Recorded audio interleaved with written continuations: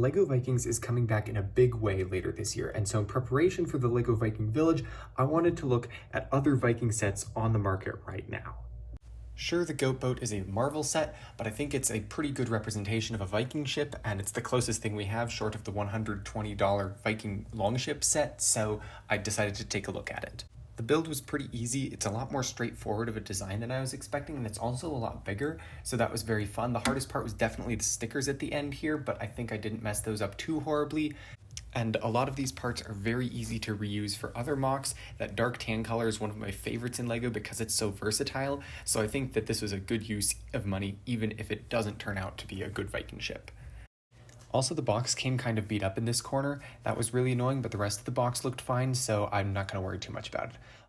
As always, the set came with extra pieces, and this is what they look like. The build is finished. Now let's look at the minifigs. The main problem is that Thor, Jane, and Valkyrie's torsos and legs are very specific and can't really be used in any other context. They're great minifigs, don't get me wrong, but they're just super limiting because their torsos are so specific. Korg, though, I think is probably the overall best minifig. His body and leg print is amazing. His head and hair look really good, and he has that fur coat thing. That's great. Also, Gore is good. He's just not that detailed compared to everyone else. He does have a back printing, which is pretty nice. Let's see if I can show that here. Yeah, that's pretty good, but overall, he's definitely the least interesting of all of these figs.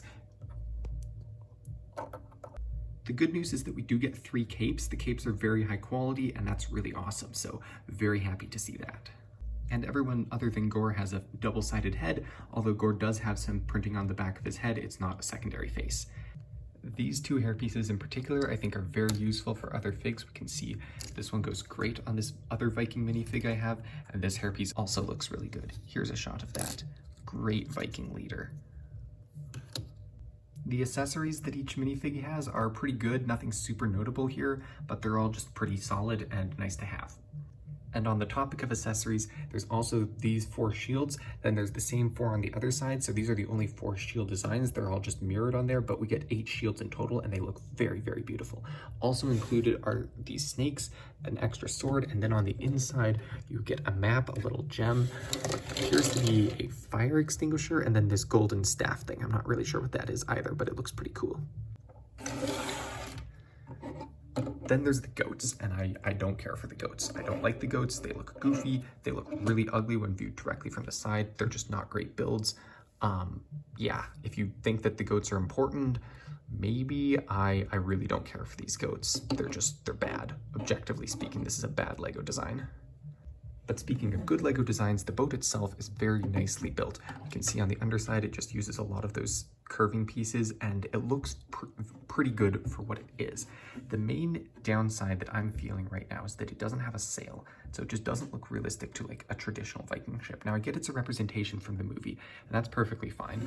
I'm just kind of sad about that because it's definitely not something that you can just plop down in a fantasy mock and have it make sense, because there's no there's no mast, there's no sail, there's nothing that makes it actually sailable. It's just the shell and then a house, which is also kind of weirdly out of place, but you know, it looks pretty good. The roof angle is nice, and as I saw before, we got some interior. I already showed you the interior, but here's another look at it, including how it folds down. Pretty small space in there, but it's kind of nice. Here's a quick look at how good a non-Thor minifig can look in the context of this set. Particularly, the shield is really awesome here.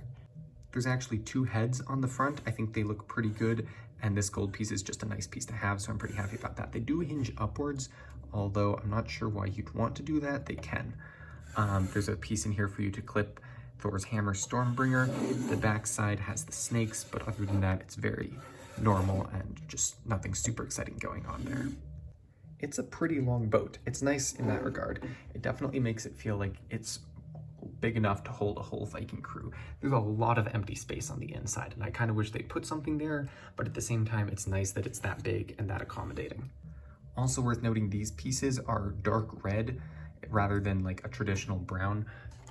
In the end, I think it's a good set. I don't regret buying it or anything, but unless you have the desire for some very specific parts like that helmet or just the shields or the overall design and the big pieces, I think this is one that should probably be passed on. The Viking Village set looks amazing, and honestly, just saving up for that is probably a better use of your money for most fans. But I really like all of these pieces. They're going to be super useful for building bigger mocks, and it's a nice boat. There's no denying that it just looks visually appealing as a long boat. If this video gets 300 likes, I'll review the Viking Longship next.